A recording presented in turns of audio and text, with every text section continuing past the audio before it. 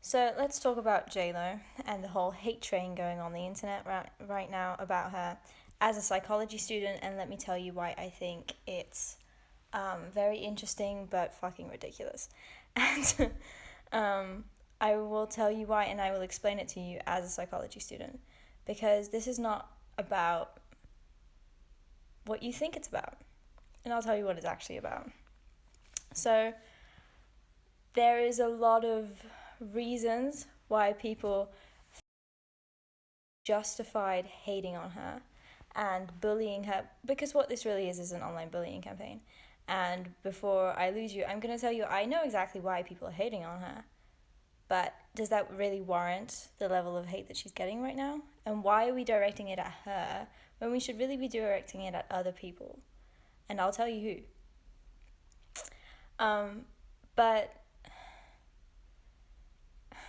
so JLo and Ben Affleck are married. They're a couple, right? They were like a super big like couple publicity wise whenever before I was born, like 2 decades ago or something. And that was apparently like a super big thing in the tabloids. And now they're back together and have been for a couple years, and they're really big again in the tabloids. The tabloids love them for some reason. And I've seen criticism directed to JLo, not to Ben Affleck, of course, but I mean, I get it. I half get it. JLo made an album basically about her getting back together with Ben Affleck, right? And people were saying, oh my god, this is so over. Like, get in your lane, you're 50. Like, this is so old news, nobody cares about this anymore. But then headlines about her and Ben Affleck and whatever drama people want to, all the tabloid things about her are always the most clicked and have the most views of any videos in the past like couple weeks on that tabloid page. So clearly people are not over it, and it's still very popular. So that's completely unjustified. And then there's the thing people are saying with that she's an industry plant, and that she doesn't sing on her own songs, and that she were to, like, all of this is what is the word, like, apparently, like, this is what people are saying on the internet. I'm not saying this is true, like, don't sue me. I'm just saying what I've been seeing other people say on the internet. Yeah. Anyway, so they're calling her an industry plant, and they're saying that she were to borrow other people's vocals on, allegedly, that's the word, here you go, this is all alleged. They're all things that people are saying about her on the internet, not what I'm saying. Because you gotta be like that. Anyway, so saying she borrows vocals from other people, who doesn't sing on her own songs, stuff like that, and then doesn't compensate the people who sing on her songs fairly. Obviously valid criticism, if that's true. But let's be real for a second. I'm an artist. I work in the music industry. I know how it works. I'm an independent artist, so I'm a businesswoman and an artist in the music industry. So let me tell you, this is all about JLo in the 2000s, right? And she was signed to a record label, and we should be hating on the person who is responsible for all of these things, which is not JLo. Like, sure, she was the face, she was the artist, but the way that this worked, especially at that time, with record deals, and still to this day, quite to an extent, is that she's the face. She's the face, but everything is being orchestrated and done for her, and she likely doesn't have that big of a hand in what is happening. By saying that, I mean she is not exactly the one saying, do this, do that. You know, she's not producing the music, she's not writing it a lot of the time. She's not really there, so why are you, if you're hating on her for not being there, why are you holding her responsible for the choices that she didn't make?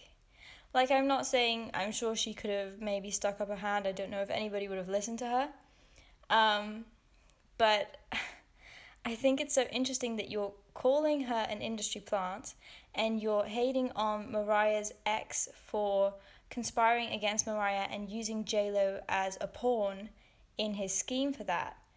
But then you're not hating on him, you're hating on JLo for being the pawn instead of the person who allegedly orchestrated the pawn, like PAWN.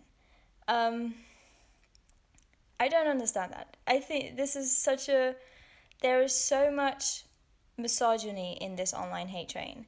And as a psychology student, we had a course in like discrimination and all of the isms, sexism, ageism, racism, all of the isms, ableism. And we learned about a lot of things about sexism, and it was very eye-opening to me. So now I kind of see things that I didn't really have the words to identify before. It just like felt wrong, but now I like understand those things. So I would like to also touch on another fact, which is, let's compare what JLo is the alleged reason why you're hating on her so much, which is that you think she's unlikable. And we all know the worst crime a woman can commit is being unlikable, or being too likable. Anne Hathaway. If you're too likable or unlikable as a woman, that warrants you being cancelled. But if you're a man and you're a domestic abuser, people make excuses for you. What the actual fuck? How is this the reality that we live in? Because I'm not exaggerating, which is sad. And because let's think about Chris Brown. He's a domestic abuser. He beat up by Rihanna. Terrible pronunciation. It sounds so weird when I say it with my accent. Say it in American, but he beat up Rihanna, right?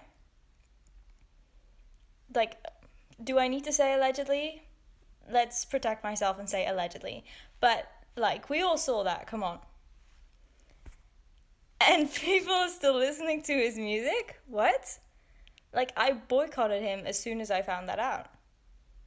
Obviously. So we don't cancel domestic abusers, but we cancel women if we think they're too powerful, too famous, and we don't like that. And we cancel them if we think they're unlikable. But if a man behaved exactly the same way as JLo did, or as JLo does, because what has she done that is so incredibly wrong, that is actually her fault? Like, there's some, like, maybe, like, not perfect things, but if anybody else had done the exact same thing, we would be making excuses for them. If any other female pop star even were doing that, we would be making excuses for them if we're not on an online hate train about them at that time. And I just think that's very interesting. I think people are also quite angry that she is in her 50s and clearly still a very big deal, because if she weren't, people wouldn't be talking about her this much. It's like they say, you're nobody until you're talked about, right? Well, clearly she's somebody. Clearly she's a really big fucking deal because you're all talking about her. And I think people are really angry about it because she's 55?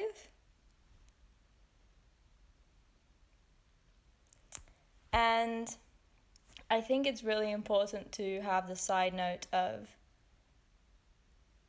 you can't make every hate train about a woman simply boil it down to misogyny. But that's not what I'm doing at all. Like I said, I mean, I've spent 10 minutes giving you all of the facts right now. But there's usually an element of that in there. And more often than not, it's a much bigger element than you think. You can't use that just as a word and throw it around without, like, explaining everything behind it, because so that's what I just did. But it's a part of it. And we need to start realizing this, especially as women. How are we talking about other women like this? Come on. 2024, no. Could you live with yourself if you knew that her marriage had fallen apart because of you?